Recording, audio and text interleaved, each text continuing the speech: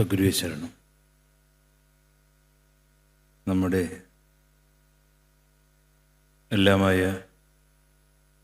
ഗുരുവിൻ്റെ പാതാരവിന്ദങ്ങളിൽ സാഷ്ടാംഗ പ്രണാമം ചെയ്തുകൊണ്ട് 1983 അന്നിവിടെ ഒരു ജയന്തി ആഘോഷം നടക്കുകയാണ് നമ്മുടെ എല്ലാമായ ഗുരുവിൻ്റെ. അതിൻ്റെ തലേദിവസം രാത്രി ഇവിടെ ഈ കുടിലിൽ ഗുരു ജനനിയെ വിളിച്ച് പെട്ടെന്ന് അമ്മയുടെ കാര്യം നോക്കാനായിട്ട് പറഞ്ഞു. ഗുരുവിൻ്റെ അമ്മയുടെ കാര്യം. അപ്പോൾ തന്നെ ജന്നി പ്രാർത്ഥിച്ചതിന് ശേഷം ഒന്ന് ഗുരുവിനോട് പറഞ്ഞു, ഇന്നേക്ക് 5-ാം ദിവസം ചന്ദ്രൂരിലേക്ക് പോകണം.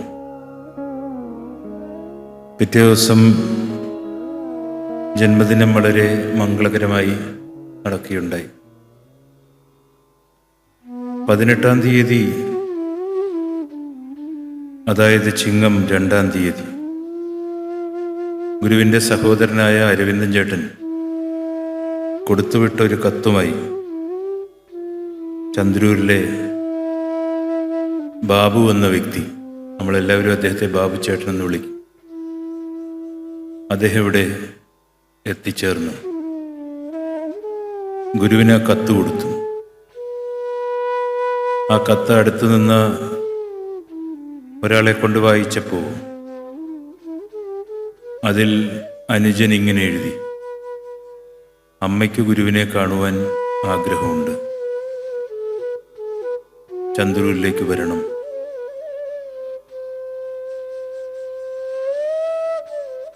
ഗുരു ജന്നിയെ കൊണ്ട് നോക്കിച്ചതിൻ്റെ ആ 5-ാം ദിവസം 18-ാം തീയതി ഇവിടുന്ന് ഒരു കാറിൽ ജന്നിയും കരുണാ ജന്നിയും പിന്നെ 2 ശിഷ്യന്മാരായിട്ടുള്ള ആളുകളുമായിട്ട് നേരെ ചന്ദ്രൂരിലേക്ക് പോകുന്നു. വൈകുന്നേരം 5 മണിയോടുകൂടി അവിടെ എത്തിച്ചേർന്നു. അമ്മയുടെ അടുത്ത് ആ മകൻ നിന്നു.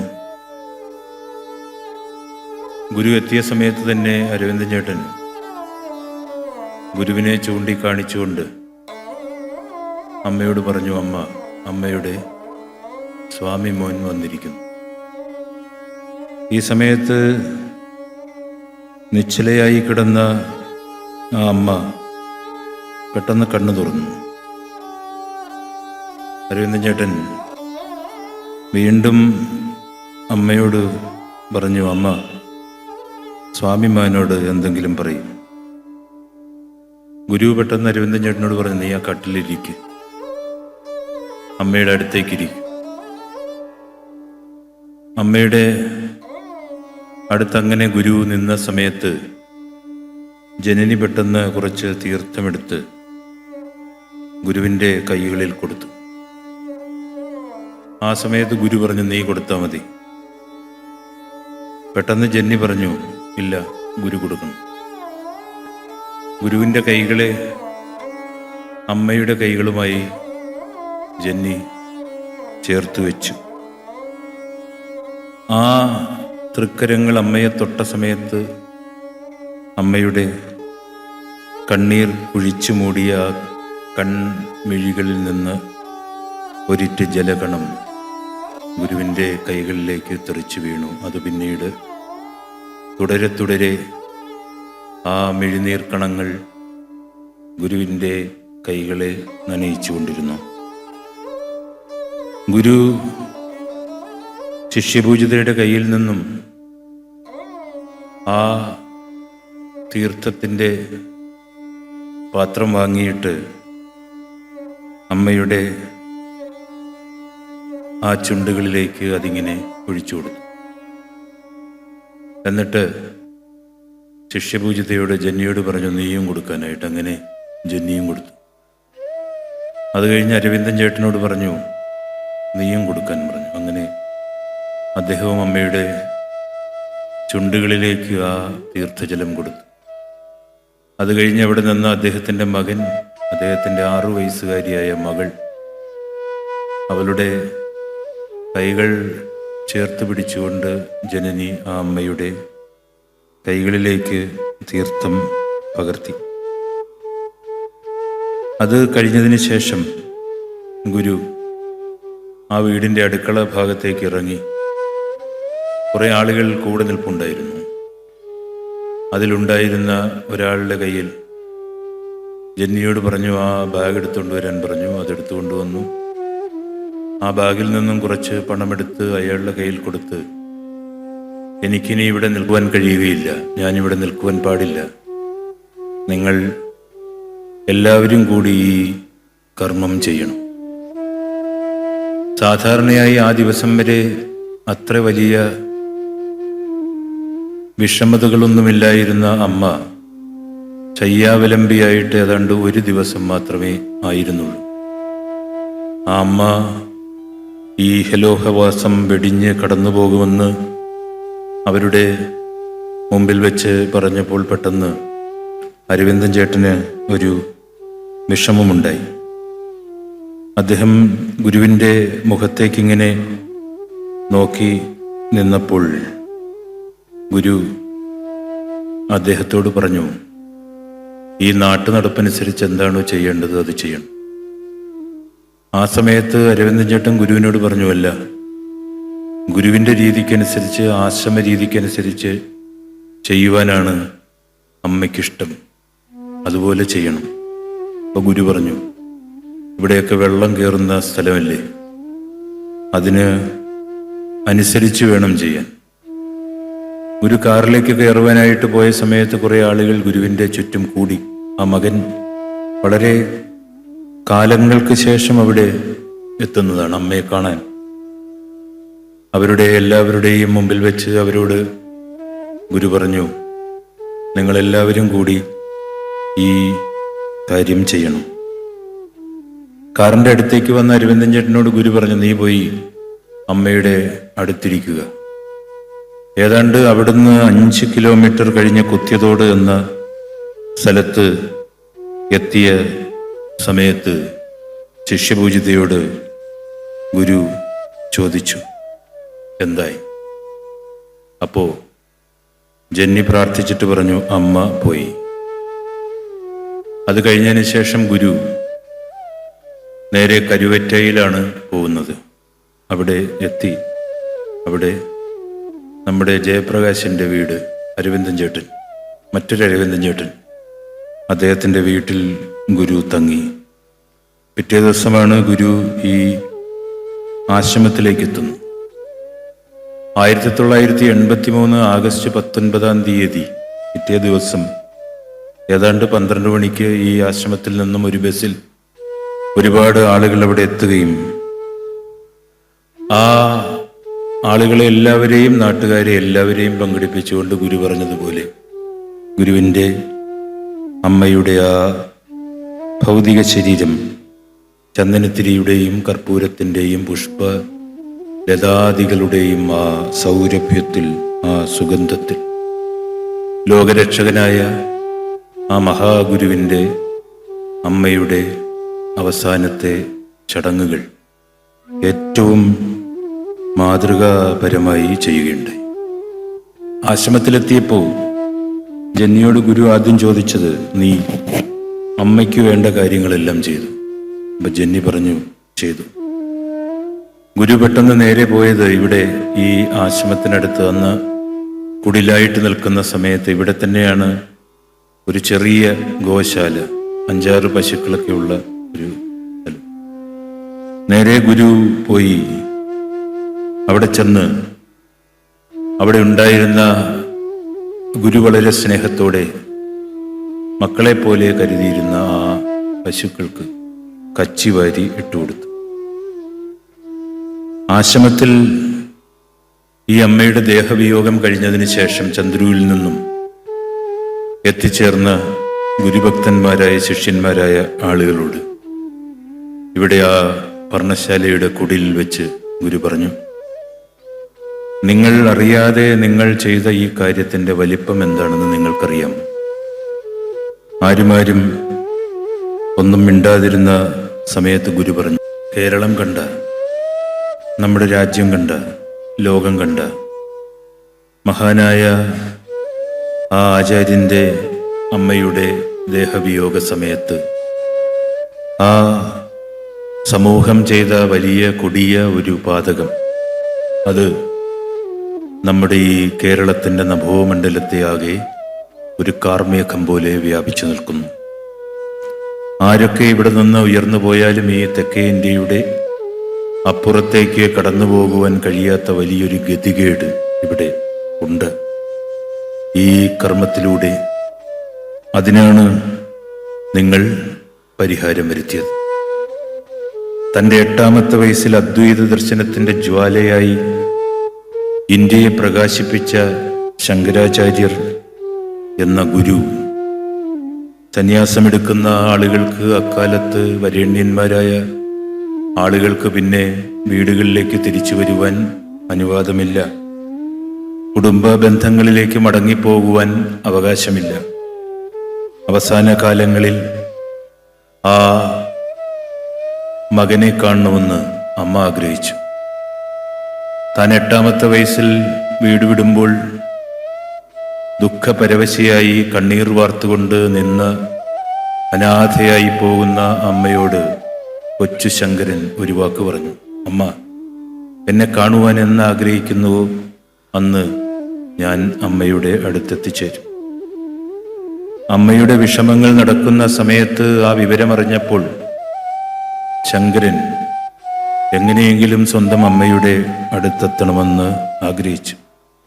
പക്ഷേ ദുശാഠ്യക്കാരായ അന്നത്തെ പ്രമാണിമാരായ ബ്രാഹ്മണരായ ആളുകൾ അദ്ദേഹം അവിടെ വന്ന സമയത്ത് ആ സ്ഥലത്തേക്കൊന്ന് കയറ്റുവാൻ പോലും തയ്യാറായില്ല. അവസാനം മകനെന്നുള്ള അവകാശത്തിൻ്റെ പേരിൽ അങ്ങനെ അവിടെ നിന്ന സമയത്ത് അവരെല്ലാവരും ആ വീട് ഉപേക്ഷിച്ചു പോയി. ആ അമ്മയുടെ അവസാന ശ്വാസത്തിൽ ശ്വാസമായി ആ മകൻ അമ്മയുടെ അടുത്ത് നിന്നു. സന്യാസി വീടിൻ്റെ കർമ്മത്തിൽ നിൽക്കരുതെന്നുള്ള നൃശംസ നീതി അന്ന് ഉണ്ടായിരുന്ന കാലത്ത് ആ ഉഗ്രശാസനങ്ങളെ വകവെക്കാതെ ആ മഹാമനീഷി തൻ്റെ അമ്മയുടെ മൃതദേഹത്തിൻ്റെ അരികെ നിന്നു. ഒറ്റയ്ക്കൊന്ന് ആ മൃതദേഹം എടുത്തുയർത്തുവാൻ പോലും കഴിയാതെ ആ മഹാമനുഷ്യൻ വിഷമിച്ചു. അവസാനം സ്വന്തം അമ്മയുടെ മൃതദേഹം തുണ്ടം തുണ്ടമാക്കി നിർമാർജനം ചെയ്യേണ്ടുന്ന ഗതികേട് ആ മഹാത്മാവിനുണ്ടായി. അത് ഈ കർപ്പൂരമൊക്കെ ഇങ്ങനെ കൂട്ടിവെച്ച് ആ മൃതദേഹത്തിൻ്റെ ഓരോ അവയവങ്ങളും കത്തിക്കുമ്പോൾ നിർവികാരനായി നിശ്ചേഷ്ടനായി വിറങ്ങലിച്ചുകൊണ്ട് അമനീഷി ആ അന്ത്യകർമ്മങ്ങൾ ചെയ്യുകയുണ്ടായി. ഗുരു പറഞ്ഞു, ഈ വേദന നമ്മുടെ കേരളത്തെ കാർന്നു നിൽക്കുന്നു. ആരിവിടെ ഉയർന്നുപോയാലും ഈ പൊതുമണ്ഡലത്തിൽ ലോകർ ഉപേക്ഷിച്ച മാതൃശരീരത്തെ ലോകമുപേക്ഷിച്ച മകൻ ഒറ്റയ്ക്ക് ചുമന്നപ്പോൾ അത് ആ കർമ്മത്തെ, ആ കർമ്മഗതിയെ ചുമക്കേണ്ടുന്ന ആ വിഷമം നമ്മുടെ ഈ നാടിനുണ്ടായി. 1992 ഓഗസ്റ്റ് 21 രാജ്യത്തിൻ്റെ 2ാമത്തെ പൗരനായി ശ്രീ KR നാരായണൻ സ്ഥാനമേറ്റു. സ്വന്തം കഴിവുകൊണ്ട് ഒരു സാധാരണമായ കുടുംബത്തിൽ ജനിച്ച് ശൂദ്രനായി ജീവിച്ച് ഉന്നതമായ പദവിയിൽ അദ്ദേഹം എത്തിയപ്പോൾ ശൂദ്രന് രാജാധികാരമെന്ന ഗുരുവിൻ്റെ സങ്കല്പം യാഥാർത്ഥ്യമായിരിക്കുന്നുവെന്ന് ചില ആളുകളെങ്കിലും ആശ്രമത്തിൽ പറയുകയുണ്ടായി. 1997 ജൂലൈ 25 മുഗൾ ഗാർഡനിൽ പ്രസിഡന്റായ KR നാരായണൻ ഇങ്ങനെ വൈകുന്നേരം ഉലാത്തിക്കൊണ്ടിരിക്കുമ്പോൾ അദ്ദേഹത്തെ അദ്ദേഹമാക്കിയ തനോപ്പോൾ എന്ന് സ്നേഹത്തോട് വിളിക്കുന്ന KR ഗൗരി അനുജൻ ഇങ്ങനെ മുമ്പിൽ നടക്കുമ്പോൾ അദ്ദേഹം കേൾക്കുവാനായി ഒരു വാക്ക് പറഞ്ഞു. ചേച്ചി പറഞ്ഞ വാക്ക് കേട്ട് നാരായണൻ ഇങ്ങനെ തിരിഞ്ഞു നോക്കിയപ്പോൾ വീണ്ടും അവർ ഒന്നുകൂടി ആ വാക്കുകൾ പറഞ്ഞു. നമുക്കുള്ളതെല്ലാം ഗുരുവിന് കൊടുക്കാം. തന്നെ താനാക്കിയ, താൻ പഠിക്കുവാൻ വേണ്ടി സ്വന്തം വിദ്യാഭ്യാസം ഉപേക്ഷിച്ച ആ ചേച്ചിയുടെ വാക്കുകൾക്ക് മുന്നിൽ രണ്ടാമതൊന്ന് മറുത്തു പറയുവാൻ നാരായണനായില്ല. ശിഷ്യപൂജിത ചന്ദ്രൂരിൽ വിശ്രമിക്കുന്ന സമയത്ത് 2001 AR നാരായണനും AR ഗൗരിയമ്മയും AR ഭാസ്കരനുമൊക്കെ ജനിച്ച ആ കുടുംബ വീട് ഗുരുവിൻ്റെ തൃപ്പാദങ്ങളിലേക്ക് അതിൻ്റെ പ്രമാണം കൊണ്ട് സമർപ്പിച്ച സമയത്ത് ഗുരുവിൻ്റെ വാക്കുകൾ 1983 ഓഗസ്റ്റ് 19-ാം തീയതി ഈ ആശ്രമത്തിലെ ചുരുക്കമായ ആളുകളെ നോക്കിക്കൊണ്ട് ഗുരു പറഞ്ഞ ആ കർമ്മം അന്ന് യാഥാർത്ഥ്യമായി. ഈ അനുഭവം നമ്മുടെ ആശ്രമചരിത്രത്തിലെ ഏറ്റവും സുപ്രധാനമായ ഒരേടാണ്. ഗുരുവിൻ്റെ ജീവിതയാത്ര സന്യാസ ജീവിതത്തിൻ്റെ ഏറ്റവും ആത്യന്തികമായ ജൈത്രയാത്രയാണ്. അതിന് ഗുരുവിൻ്റെ ജീവിതത്തിൻ്റെ സമസ്ത കർമ്മങ്ങളെയും ആ യാത്രയ്ക്ക് വേണ്ടി ഗുരു നീക്കിവെച്ചു. ഗുരുവിനോടൊപ്പം നടന്ന ആളുകളാണ് സന്യാസ സഭയിലെ ആളുകൾ. സന്യാസത്തിൻ്റെ അന്നുവരെ ഉണ്ടായിരുന്ന സകല സമ്പ്രദായങ്ങളെയും സകല സങ്കല്പങ്ങളെയും പൊളിച്ചെഴുതിക്കൊണ്ടാണ് 1984 ഗുരുധർമ്മ പ്രകാശ സഭയ്ക്ക് ഗുരു നാന്ദി കുറിച്ചത്. സന്യാസ സമ്പ്രദായങ്ങളൊന്നും തന്നെ ഗുരു പിൻപറ്റാതിരുന്ന ഒരു കാലഘട്ടം. ലോക സന്യാസത്തിൻ്റെ ഇരുത്തായിരുന്നു ശാന്തിഗിരിയിലെ സന്യാസം. എല്ലാ അർത്ഥത്തിലും ജാതിയോ മതമോ ശാരീരികമായ പരിമിതികളോ കഴിവുകളോ ഒന്നും തന്നെ മാനദണ്ഡമാക്കാതെയുള്ള നൂതനമായ ഒരു മാതൃക. സർവസംഗം പരിത്യജ്യ പരബ്രഹ്മണ്യ നിഷ്ഠ. മനുസ്മൃതിയിൽ സന്യാസത്തെക്കുറിച്ച് പറയുന്നത് ഈ വാക്കുകളാണ്. സന്യാസത്തിൽ പ്രവേശിക്കുന്നവൻ സർവബന്ധങ്ങളും ഉപേക്ഷിച്ച് പരബ്രഹ്മത്തിൽ മാത്രം ഏകാഗ്രനായി ജീവിക്കണം എന്ന് അർത്ഥം. സന്യാസം എന്ന് പറയുന്നത് ലോകബന്ധങ്ങൾ, കുടുംബബന്ധങ്ങൾ, ധനം, സ്വന്തം, എനിക്ക്, എൻ്റേത് എന്ന ധാരണകളെല്ലാം വിട്ടുമാറുന്ന വലിയൊരവസ്ഥയാണ്.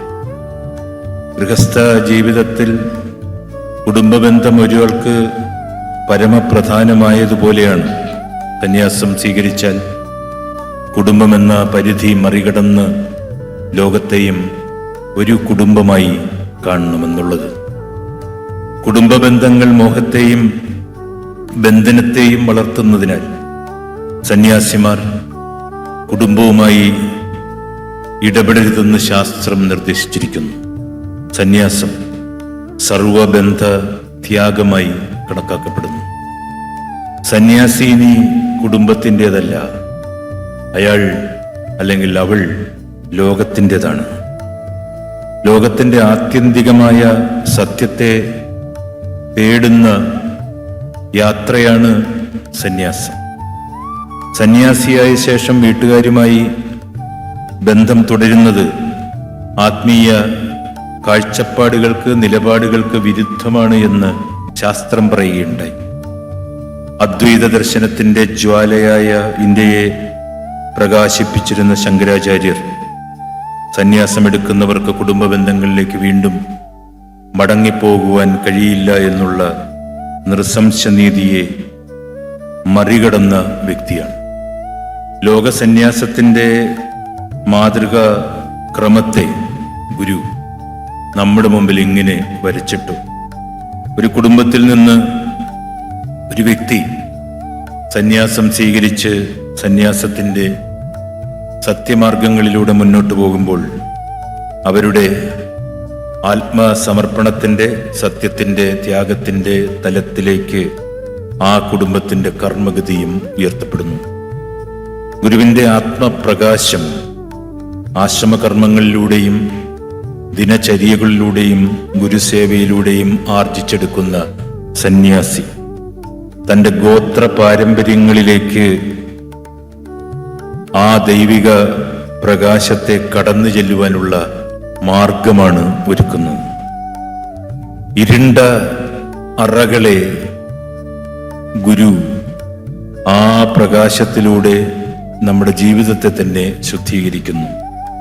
പിതൃശുദ്ധിക്കും ഗോത്രശുദ്ധിക്കും വഴിയൊരുക്കുന്ന മഹത്തരമായ കർമ്മമായി ശാന്തിഗിരിയിലെ സന്യാസം മാറിയിരിക്കുന്നു.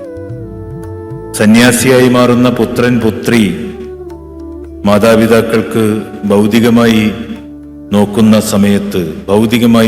സമയത്ത് തങ്ങളുടെ ജീവിതത്തിലെ വലിയ നഷ്ടമായി തോന്നുമെങ്കിൽ തന്നെയും ആത്മീയമായി അത് അവരുടെ ആത്മാവിനാണ് അമൃതേകുന്നത്.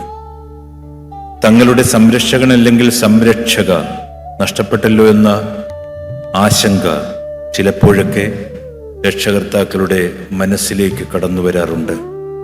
ഈ മക്കൾ അവരുടെ ആത്മാവിൻ്റെ സംരക്ഷകരാകുകയാണ്. ശരീരമെന്നുള്ള പരിമിതികൾക്കപ്പുറത്ത് നമ്മുടെ ജീവന്റെ സംരക്ഷകരാകുവാൻ ഗുരുവിൻ്റെ ഈ പീതവസ്ത്രം ധരിച്ച ആളുകൾക്ക് കഴിയുന്നു എന്നുള്ളതാണ് ശാന്തിഗിരിയിലെ സന്യാസത്തിൻ്റെ ഏറ്റവും അനന്യമായ അമേയമായ മാതൃക. സന്യാസിയുടെ തപസ്സിൻ്റെ ജ്വാല അവരുടെ മാതാപിതാക്കളുടെ ആത്മാവിനെ പ്രകാശിപ്പിക്കുന്നു. ലോകബന്ധങ്ങൾ വിച്ഛേദിച്ച മക്കൾ ദൈവബന്ധനത്തിലൂടെ മാതാപിതാക്കളുടെ ആത്മാവിൻ്റെ ഉയർച്ചയ്ക്ക് കാരണമാകുന്നു. ഗൗതമബുദ്ധൻ കൊട്ടാരം വിട്ട് സത്യാന്വേഷണത്തിന്റെ കഠിനപാതകളിൽ തുടർന്നപ്പോൾ പിതാവായ ശുദ്ധോദന മഹാരാജാവിന്റെ ഹൃദയം തകർന്നു. പിതാവിന്റെ ഉള്ളിൽ തീരാവേദനയായിരുന്നു ആ മകൻ. പിതാവ് രാജാവാണ്.